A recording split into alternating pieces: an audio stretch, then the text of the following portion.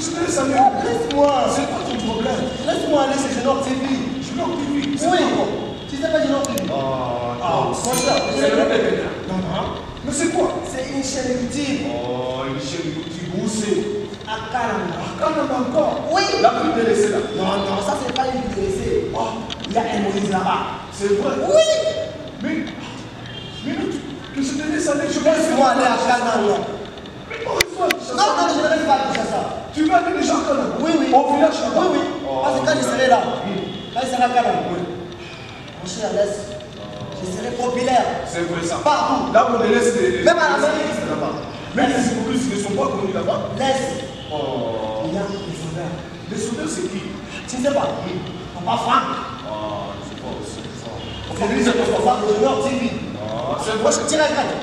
Donc si on voit ensemble comme je suis artiste comme ça, on aura la visibilité. Oui. C'est vrai ça? Oui. Alors comme ça, tu sais, à la suite de la pièce, comme ça, on voyage. Oui. Très chers téléspectateurs, vous êtes là en train de suivre une émission qui est intitulée l'histoire de l'église de Réveil. Je pense que nous sommes en train de visiter toutes les provinces de notre pays. Nous étions à Lubumbashi, nous étions à Goma, Kalemi, Bukavu, et maintenant nous sommes à Kananga. Partout où nous arrivons, nous cherchons les baobabs de l'évangile, les gens qui ont commencé avec l'église de Réveil, les gens qui maîtrisent bien l'histoire de cette église au Congo. Et là nous sommes à Kananga, après ici nous serons à Chikapa et puis Kinshasa. Nous avons reçu l'évêque principal de la province du Kasaï central. Il est encore professeur des universités, donc il n'est pas le moindre. Je pense qu'il y en a beaucoup qui le connaissent très bien. Il est le président de l'RC, l'église de Réveil du Congo. C'est lui le président ici, au niveau provincial.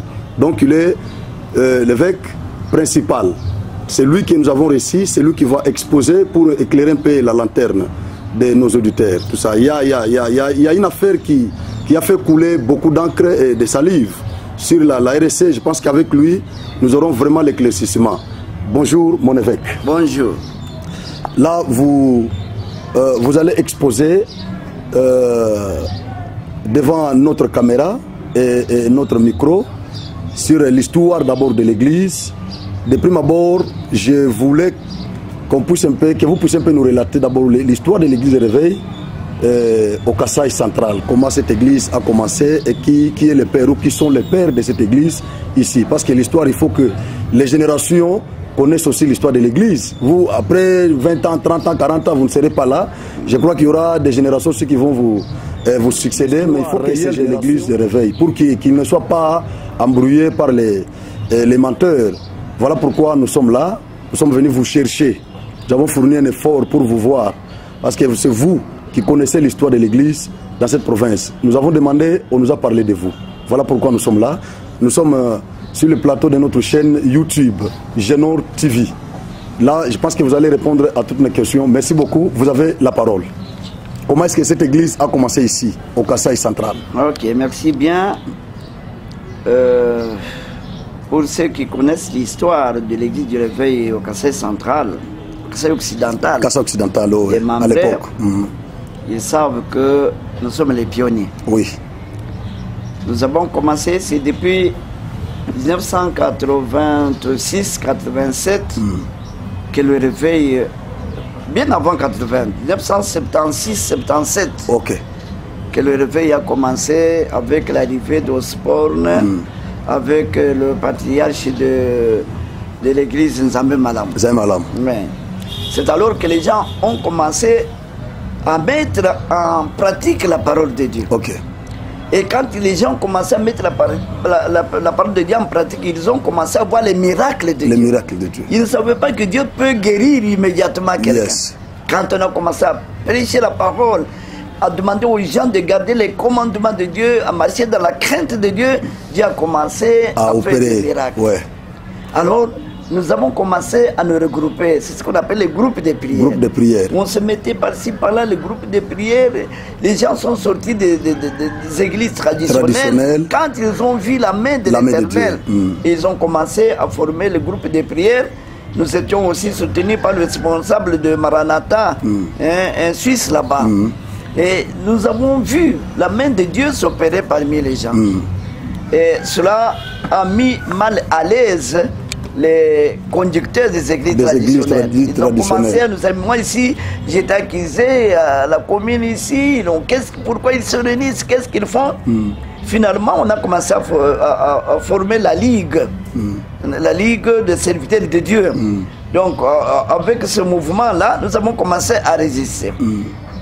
Et le mouvement du réveil a commencé à se répandre grandement. Même les ministres, même le président de la République ont vu la main puissante parmi les gens du réveil. Ils ont dit que c'est une réalité indéniable. Ces gens prient et nous voyons les miracles que Dieu opère. Donc c'est une vérité. On est arrivé à essayer de demander aux gouvernants de nous comprendre, de nous accepter. Et les gens commençaient à accepter cette réalité. Pour terminer, en 2003, on a signé l'arrêté ministériel. Il y a eu la personnalité juridique qui reconnaissait l'église du réveil comme étant une confession religieuse. Et alors, toute cette bataille-là, on l'a faite avec Bishop, avec le patriarche Kangenza. Albert Monambo. Voilà.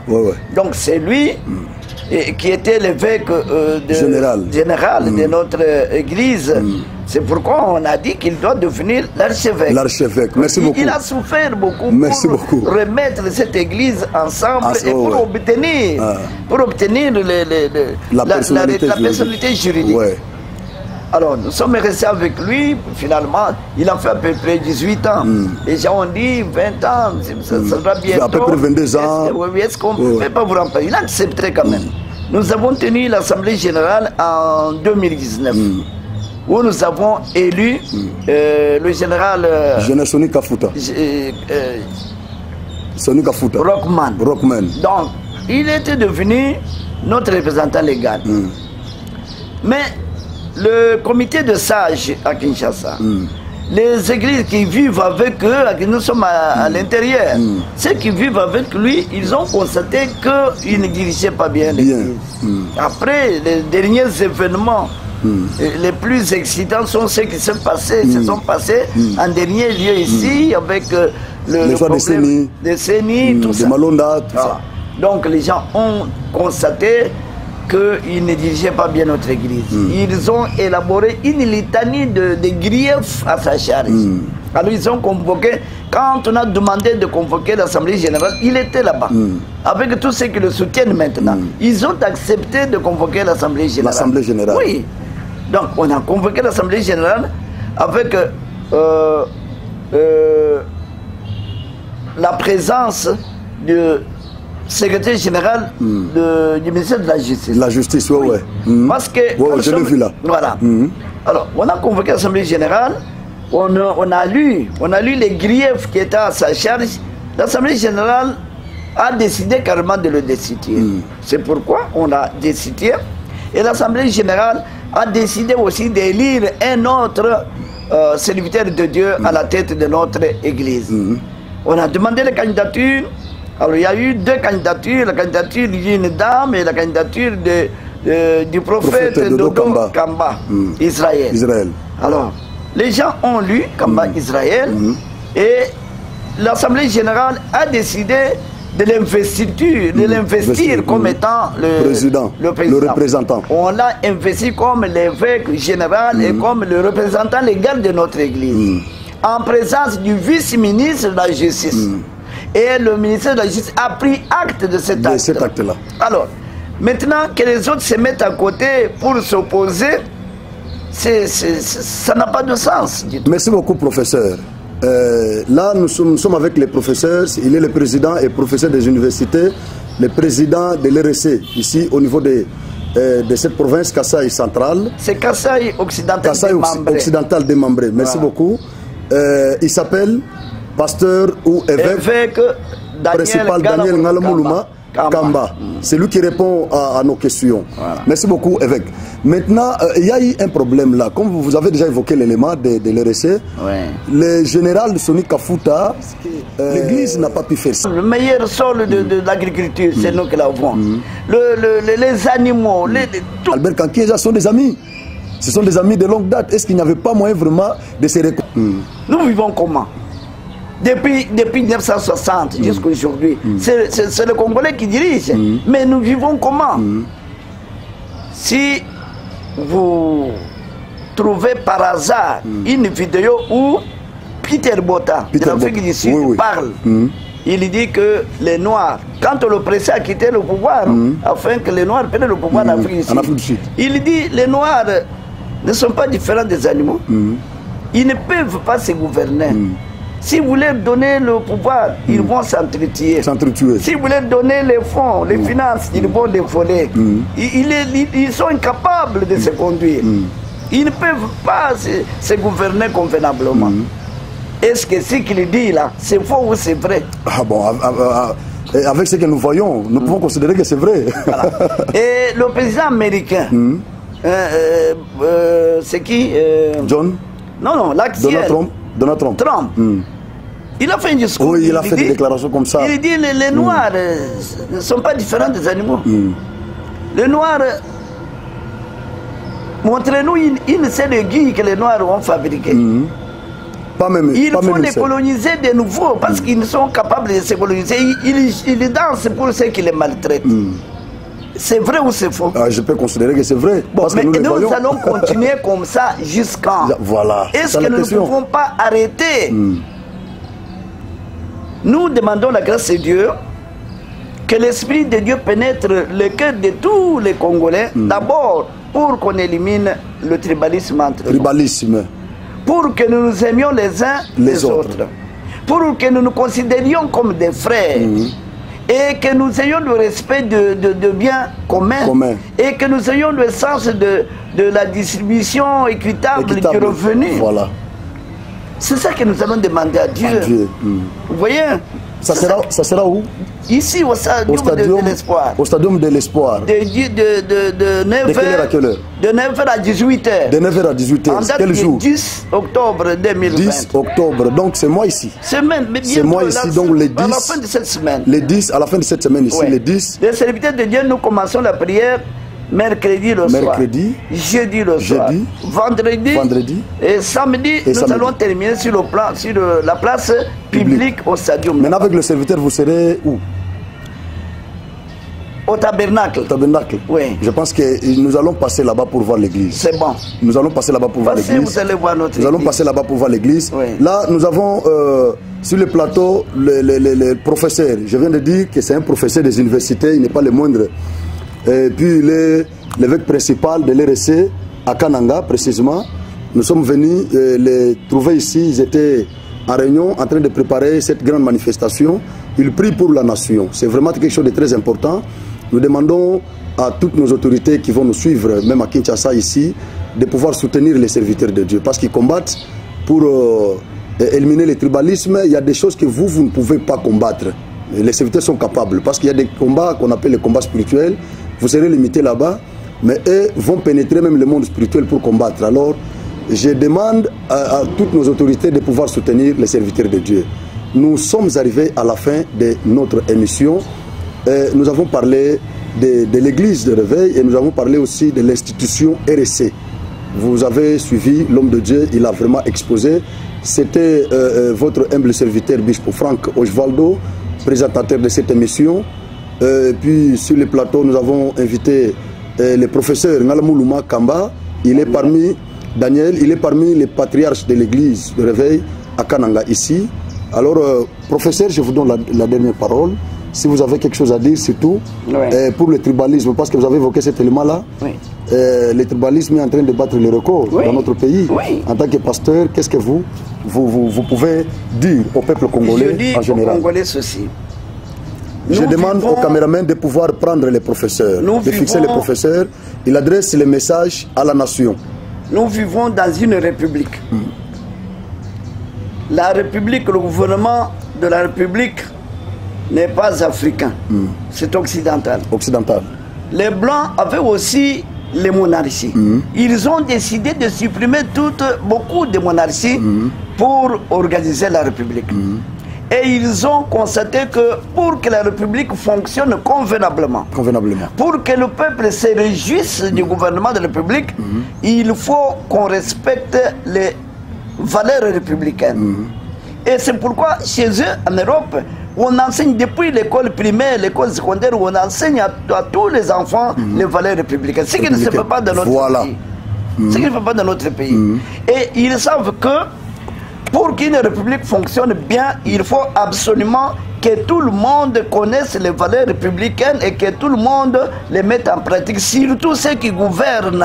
Pour qu'il y ait une bonne gouvernance, il faut qu'il y ait la pratique, l'application des valeurs républicaines. La première valeur républicaine, c'est la fraternité. Fraternité. Donc tous ceux qui sont dans la République doivent se considérer comme étant des frères. Est-ce que les Congolais se considèrent comme des frères?